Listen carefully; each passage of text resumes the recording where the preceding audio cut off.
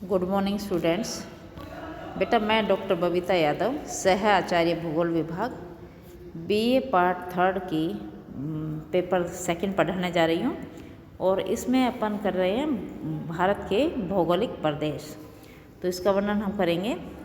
अब आता है भारत के भौगोलिक प्रदेश कौन कौन से हैं, इनका अपन आर.एल. सिंह का वर्गीकरण करेंगे। बेटा आर.एल. सिंह BHU के प्रोफेसर थे बेटा, बनारस हिंदू यूनिवर्सिटी के। उन्होंने 1971 में आर.एल. सिंह ने भारत एक परिचय या इंडिया ए रीजनल ज्योग्राफी नामक एक बहुत ही महत्वपूर्ण पुस्तक लिखी। उसमें उस समय के कई उच्च कोटि के विद्वानों ने सहयोग दिया। इस पुस्तक में डॉक्टर आर.एल. सिंह ने भारत के भूगोल के संबंध में कई नई विचारधाराओं को प्रस्तुत किया, जिनमें भारत के भौगोलिक प्रदेश का विभाजन एक महत्वपूर्ण योगदान है। उन्होंने भारत को भौगोलिक प्रदेशों में बांटने के लिए विभिन्न प्रादेशिक तत्वों का प्रयोग किया। अब कौन कौन से प्रादेशिक तत्व थे? धरातल, जलवायु, मृदा, वनस्पति, खनिज संपदा, जनसंख्या, अधिवास व संस्कृति को उन्होंने महत्वपूर्ण स्थान दिया। इस प्रकार उन्होंने प्राकृतिक तत्वों के साथ साथ सामाजिक तत्वों को भी मान्यता दी, जिससे यह विभाजन अधिक तर्कसंगत हो गया। तो सामाजिक तत्वों का भी इनके अधिक योगदान है।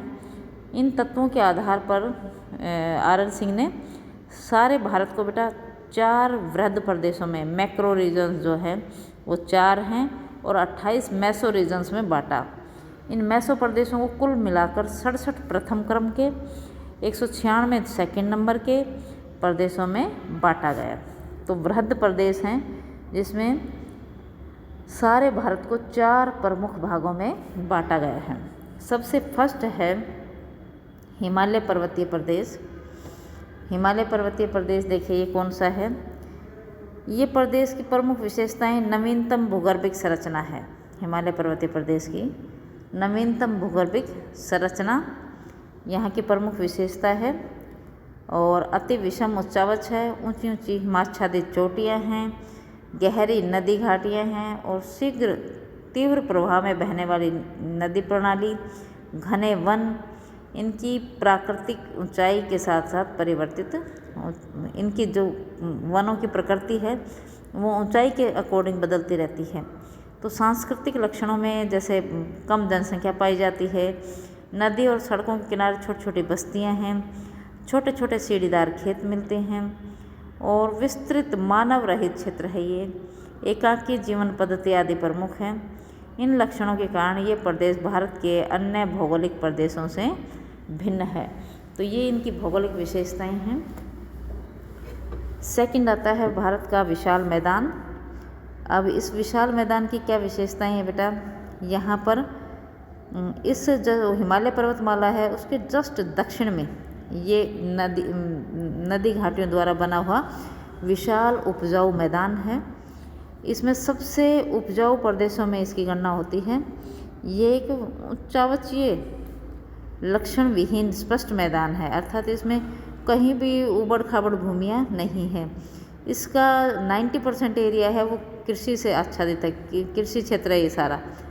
यहाँ पर घनी जनसंख्या है और यातायात के जो साधन है उसका जाल बिछा हुआ है इस एरिया में, और यह नगरीकरण और औद्योगिकरण काफ़ी विकसित अवस्था में मिलता है। कहने का अभिप्राय जो विशाल मैदान है बहुत ही थिक पॉपुलेटेड है, ज़्यादा जनसंख्या, परिवहन के साधन भी थिक हैं, और ये कृषि में पूरा रिच है, औद्योगिकरण अधिक है, नगरीकरण अधिक है। तो टोटली डेवलप्ड एरिया है ये पूरा का पूरा विशाल मैदान। तीसरा आपके आता है प्रायद्वीपीय उच्च भूमि। भूगर्भिक संरचना की दृष्टि से ये भारत का सबसे पुराना भूभाग है। इसमें विश्व की प्राचीनतम भूगर्भिक संरचनाएं पाई जाती है। प्रायद्वीप पठार में काफ़ी प्राचीन गोंडवाना लैंड का पार्ट है ये, और यहाँ पर पर्वत, पठार, नदी घाटी आदि के समूह मिलते हैं। सांस्कृतिक दृष्टि से यदि हम कहें तो अन्य प्रदेशों से ये पुराना है। विभिन्न भागों में जो प्राचीन जनजातियां हैं वो निवास करती हैं और आदिम जीवन व्यतीत कर रही हैं। जिन क्षेत्रों में उपजाऊ मिट्टी है, जैसे काली मिट्टी का प्रदेश है, वहाँ पर कृषि की जाती है, और भारत के जो अधिकांश खनिज पदार्थ हैं वो इन्हीं प्रदेशों में मिलते हैं। तो इस प्रकार से हम कह सकते हैं कि ये प्रदेश है ये काफ़ी रिच है। भारतीय तट और द्वीप समूह, भारतीय तट और द्वीप समूह में RL सिंह ने दिए हैं कि प्रायद्वीपीय उच्च भूमि को पूर्वी और पश्चिमी सीमाएं क्रमशः पूर्वी घाट और पश्चिमी तट पर निर्धारित की जाती हैं। पूर्वी घाट एवं पूर्वी तट के बीच पूर्वी तटीय मैदान तथा पश्चिमी घाट एवं पश्चिमी तट के बीच पश्चिमी तटीय मैदान हैं। ये समुद्र की ओर मंद ढाल वाले लगभग समतल मैदान हैं जो कृषि के लिए काफ़ी उपयुक्त हैं। इन मैदानों में घनी जनसंख्या है और औद्योगिकरण एवं नगरीकरण काफ़ी उन्नत अवस्था में है। तट पर बड़ी संख्या में छोटे व बड़े बंदरगाह विकसित किए गए हैं जिनसे विदेशी व्यापार में सुविधा होती है। पूर्वी तट पर नदियों ने बड़े बड़े डेल्टाओं का निर्माण किया है परंतु पश्चिमी तट पर इसका पूर्णतया अभाव है। तो समुद्र तटीय मैदान है ये। समुद्र तट से ये दूर हिंद महासागर में 2 द्वीप समूह हैं। पूर्व में बंगाल की खाड़ी में अंडमान निकोबार द्वीप समूह और पश्चिम में अरब सागर में लक्षद्वीप समूह है। तो उपरोक्त 4 वृहद प्रदेशों को 28 मेसो प्रदेशों में विभाजित किया गया है। तो इस प्रकार से इन प्रदेशों को 28 मेसो प्रदेशों में बांटा गया है। अब ये मेसो प्रदेश जैसे विशाल भारत के जो मेसो प्रदेश हैं ये निम्न प्रकार से दिए गए हैं। देखिए आप देखेंगे इसमें कि इनको 28 मेसा प्रदेशों में बांटा गया है जो सबसे कठिन जो कार्य है। अब 28 मेसो प्रदेश में देखिए विशाल मैदान में देखिए राजस्थान का मैदान, पंजाब का मैदान, नंबर 3 ऊपरी गंगा का मैदान, मध्य गंगा का मैदान और निम्न गंगा का मैदान और असम घाटी। ये देखो ये आपके 6 प्रदेश हैं विशाल मैदान के। इसी प्रकार से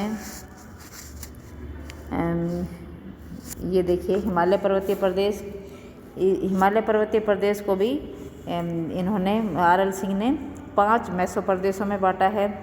कश्मीर प्रदेश, हिमाचल प्रदेश, उत्तराखंड, पूर्वी हिमालय प्रदेश तथा पूर्वांचल। पूर्वांचल को यह नाम इसलिए दिया गया क्योंकि इसने पूर्वी सीमा पर स्थित ऐतिहासिक काल से ही अपनी विशिष्ट एका की पहचान बनाई है।